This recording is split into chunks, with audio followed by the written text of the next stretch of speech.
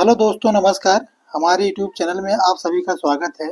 आज हम उत्तर प्रदेश बीएड प्रवेश परीक्षा 2025 के लिए सामान्य हिंदी प्रैक्टिस सेट 6 करने वाले हैं। इसमें कुल 50 प्रश्न हैं। तो आप लोग इस वीडियो को शुरू से लेकर अंत तक पूरा देखना।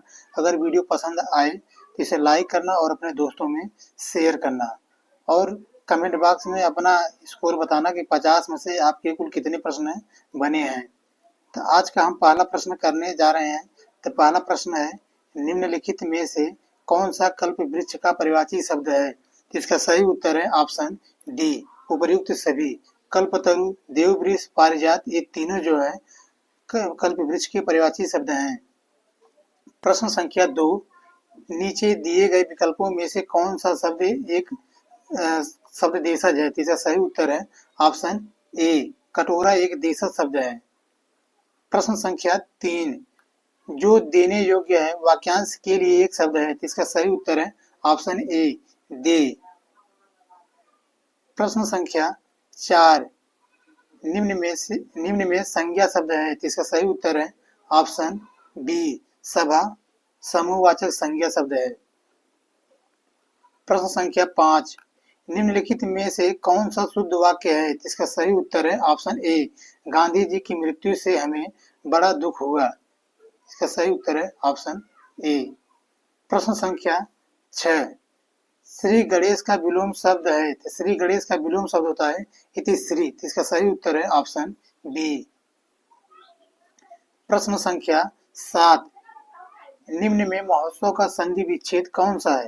तो महोत्सव का संधि विच्छेद है महा प्लस उत्सव। इसका सही उत्तर है ऑप्शन बी, महोत्सव में गुण संधि है। प्रश्न संख्या 8, निम्नलिखित में से विचित्र का पर्यायवाची क्या होगा?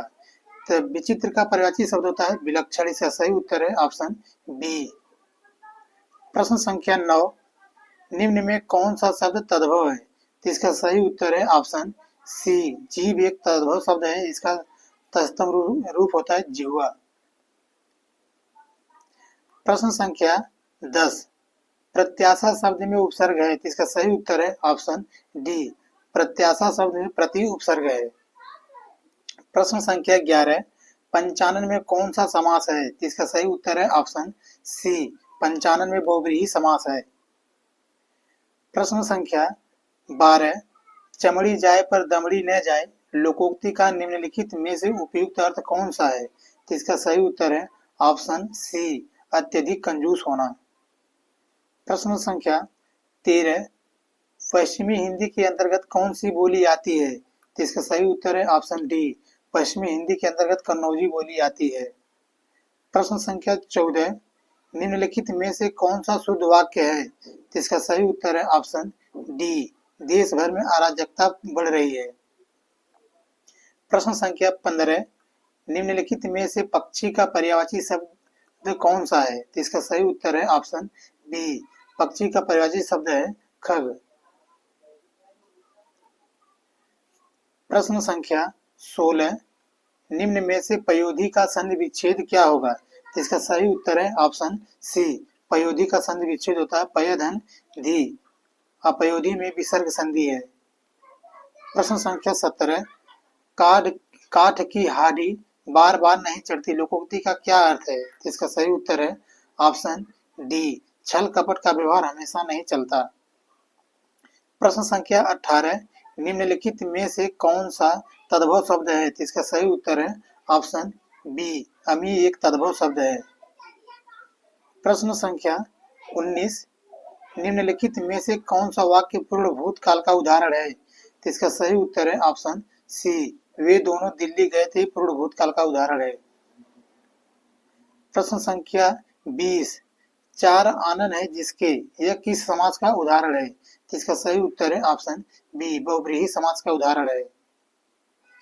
प्रश्न संख्या 21, बी रस का अस्थायी भाव क्या होगा? तो इसका सही उत्तर है बी रस का अस्थायी भाव उत्साह होता है। इसका सही उत्तर है ऑप्शन बी। प्रश्न संख्या 22, निम्नलिखित में से निंदा का विलोम क्या होगा? तो निंदा का विलोम स्तुति होता है। इसका सही उत्तर है ऑप्शन सी। प्रश्न संख्या 23, निम्नलिखित में से कौन सा शब्द स्त्रीलिंग है? तो इसका सही उत्तर है ऑप्शन ए, झील एक स्त्रीलिंग शब्द है। प्रश्न संख्या 24, निम्नलिखित में से कौन सा वाक्य अशुद्ध है? तो इसका सही उत्तर है ऑप्शन सी, मैं पुस्तक को पढ़ता हूँ। तो यहाँ पे को अनुपयुक्त शब्द का प्रयोग किया गया है। इसका सही वाक्य होगा मैं पुस्तक पढ़ता हूँ। प्रश्न संख्या 25, वह दिन भर काम करता रहा। वाक्य में अव्यय शब्द कौन सा है? इसका सही उत्तर है ऑप्शन सी, भर एक अव्यय शब्द है। प्रश्न संख्या 26, मरकट शब्द का पर्यायवाची है। तो मरकट शब्द का पर्यायवाची शब्द वानर है। इसका सही उत्तर है ऑप्शन बी। प्रश्न संख्या 27, अध्याय में कौन सी संधि है? तो इसका सही उत्तर है ऑप्शन बी, अध्याय में यड़ संधि है। प्रश्न संख्या 28, किसका प्रयोग सदैव बहुवचन में होता है? तो इसका सही उत्तर है ऑप्शन ए, आंसू का प्रयोग सदा बहुवचन में होता है। प्रश्न संख्या 29, निम्नलिखित संयुक्त वाक्य का सरल रूप क्या होगा? वह दंड से बचना चाहता था इसीलिए भाग गया। तो इसका सही उत्तर है ऑप्शन सी, दंड से बचने के लिए वह भाग गया। ये सरल वाक्य है।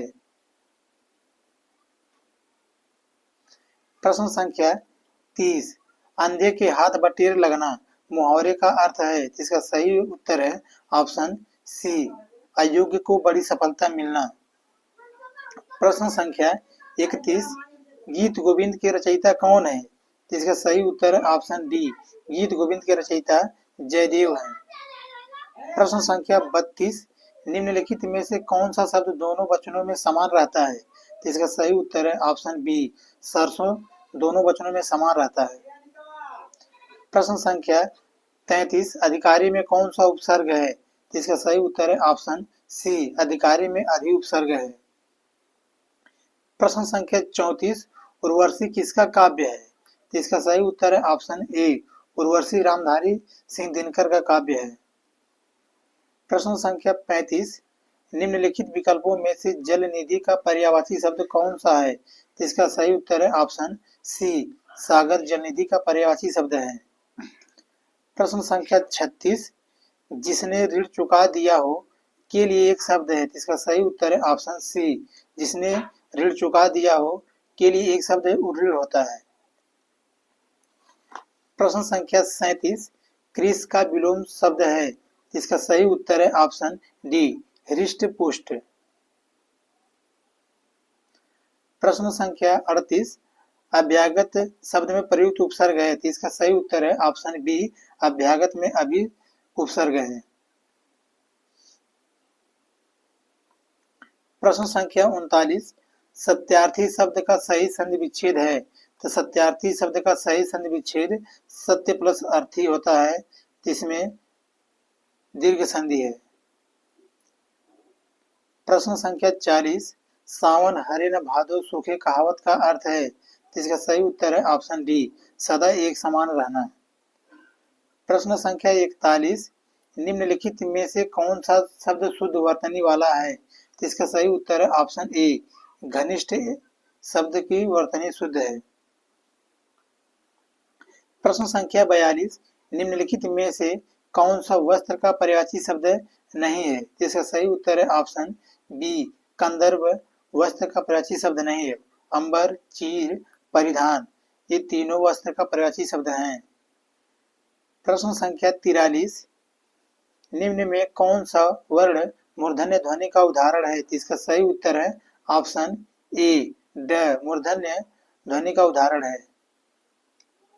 प्रश्न संख्या 44, वयोवृद्ध का संधि विच्छेद होगा। तो इसका सही उत्तर है ऑप्शन वी, वय प्लस वृद्ध, इसमें विसर्ग संधि है। प्रश्न संख्या 45, पायो जी मैंने राम रतन धन पायो पंक्ति में कौन सा अलंकार है? तो इसका सही उत्तर है ऑप्शन ए, रूपक अलंकार है। प्रश्न संख्या 46, कंजूसी से धन व्यय करने वाला के लिए एक शब्द है। तो इसका सही उत्तर है ऑप्शन बी, कंजूसी से धन व्यय करने वाले के लिए एक शब्द है कृपण। प्रश्न संख्या 47, फूले काश सकल मही छाई, जन वर्षा ऋतु प्रकट बुढ़ाई, पंक्तियों में अलंकार है। इस पंक्ति में उत्प्रेक्षा अलंकार है। सही उत्तर है ऑप्शन बी। जिस वाक्य में जनु मानव मनहु शब्द आए वहां उत्प्रेक्षा अलंकार होता है। प्रश्न संख्या 48, कौन सा शब्द वर्तनी की दृष्टि से शुद्ध है? इसका सही उत्तर है ऑप्शन सी, वाल्मीकि शब्द वर्तनी की दृष्टि से शुद्ध है। प्रश्न संख्या 49, वह कल विद्यालय गई थी, वाक्य किस काल का उदाहरण है? इसका सही उत्तर है ऑप्शन ए, पूर्व भूतकाल का उदाहरण है। प्रश्न संख्या 50,